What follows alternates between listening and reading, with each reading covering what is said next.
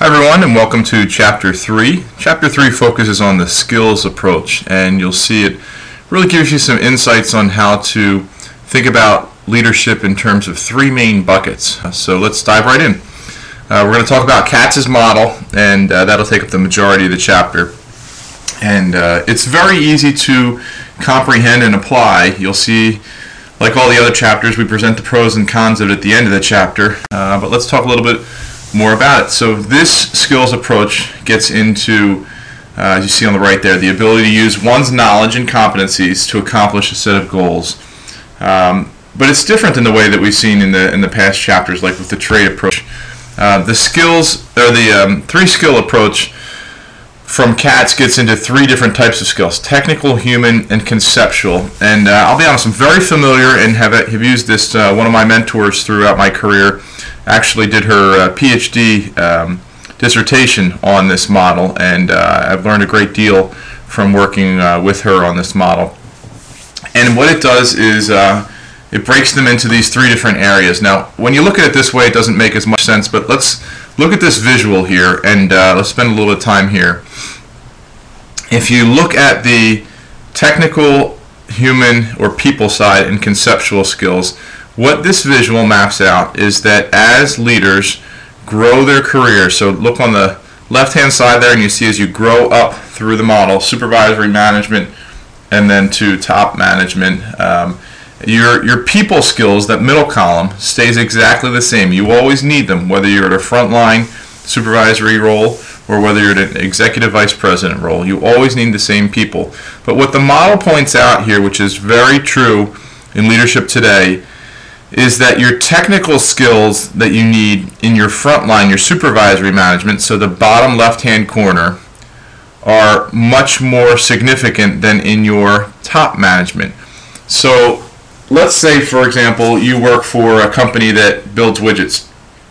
If you were a frontline supervisor managing a team of players that did build those widgets, that mechanically built those widgets, your technical expertise would need to be more than, for example, the VP, EVP, put whatever title you want on it, that sits within your functional area. They need to know how to run the business of putting together widgets.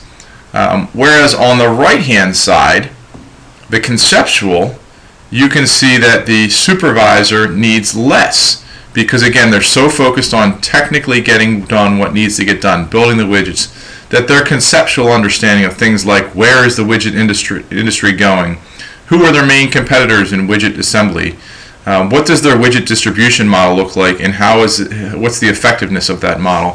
What's your revenue per unit with all of your widgets that you're building? So you can see that as you look at the model, it really starts to lay out and say, okay, you can take all of your leadership skills and you can put them into three buckets: technical, human, or people, and then conceptual. But as you grow through your career, these three levers, the one lever stays exactly the same, the human, the people side. But the technical lever, you need less and less technical proficiency in those skills as you grow through your career, but you need more and more conceptual.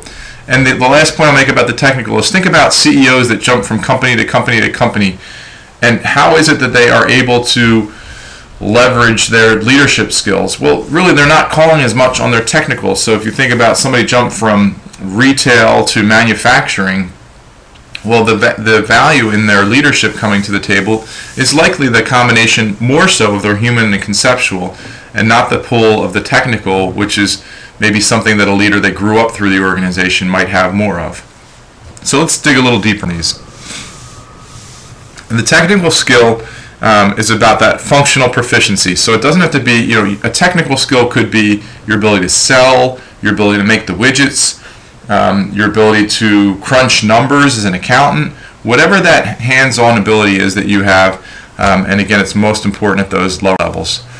The human side is that people side, so whether it's around cooperation, trust and empowerment, and as you can see, it was a consistent piece that was necessary through all levels of management. And the last one is the conceptual, and it gets again into that abstract piece with the vision and strategic plan. Again, you think about, it's not about the person that's managing the people building the widgets, it's about the person that's strategizing. How many widgets do we need to build? If we put too many widgets in the warehouse and they sit for so long, how cost effective is that for us? What kind of widget company do we want to be when we grow up, so to speak?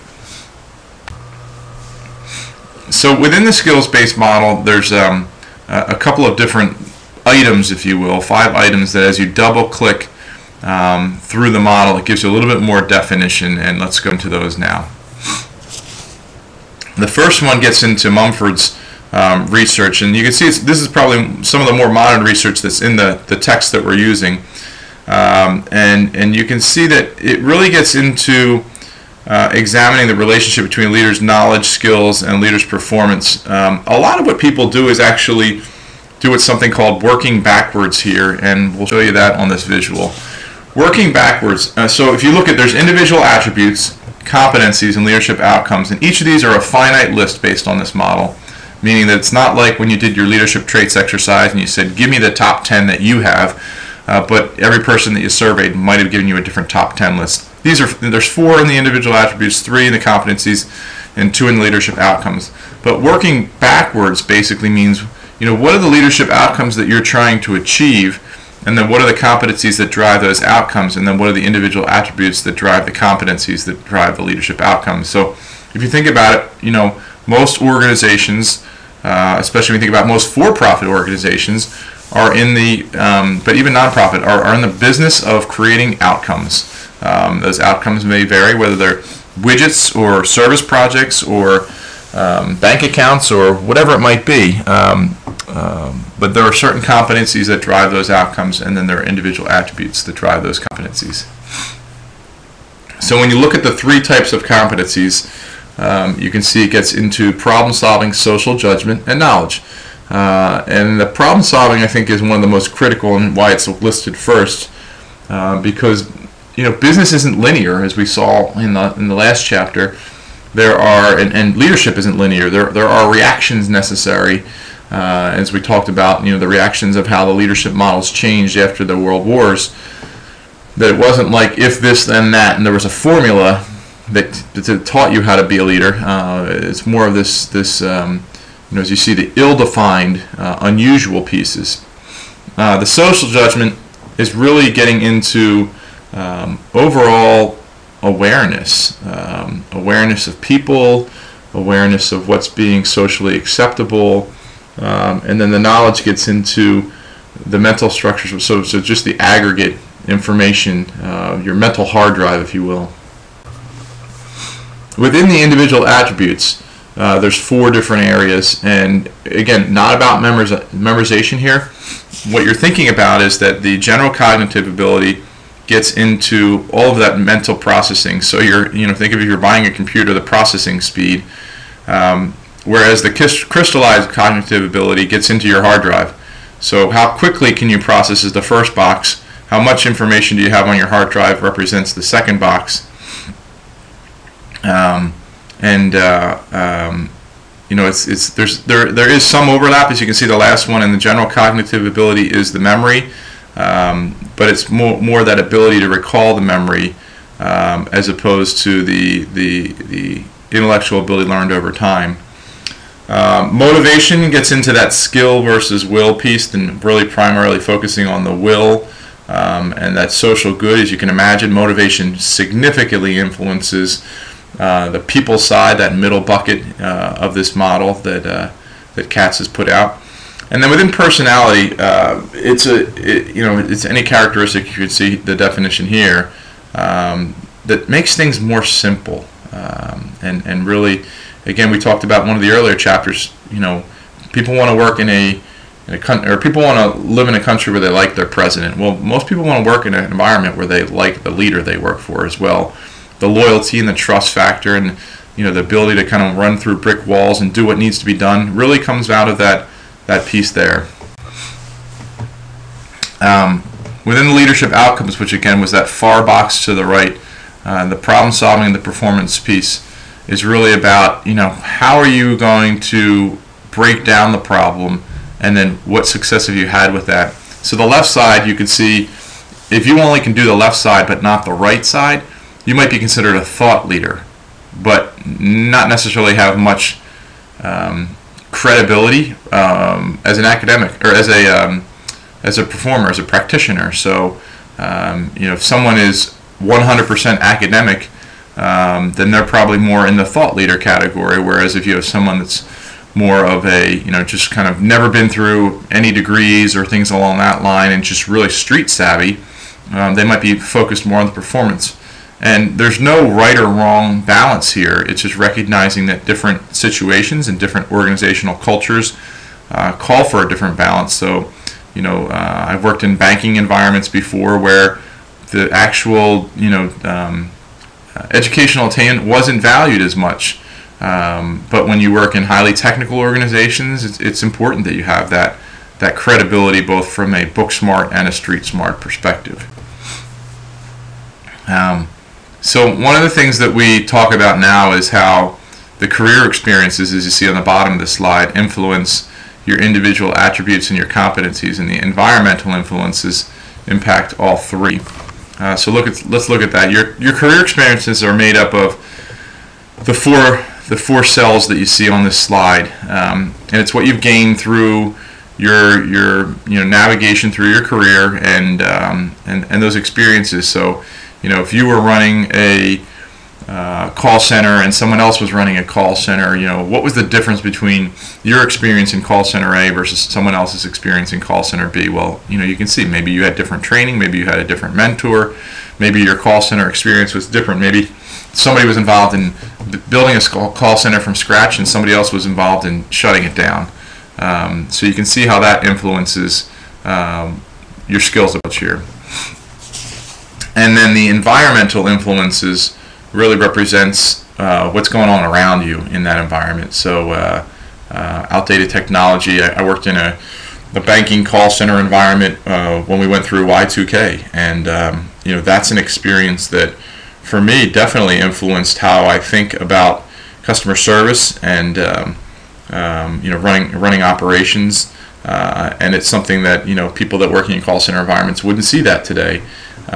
It's also things like an antiquated system that's limiting your ability to produce might influence.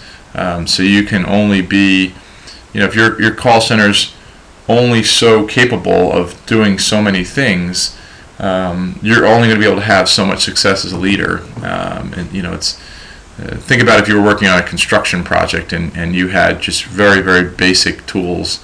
You can only get the job done so quickly and so well if your tools around you are limited that way.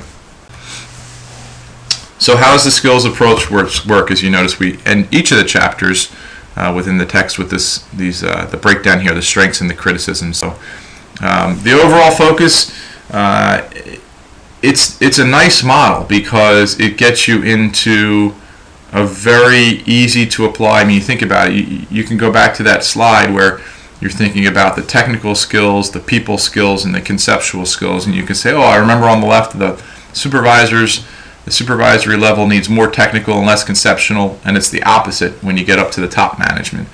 So it's nice that way because it gives you a way to build out things and how it relates to the hierarchy within management.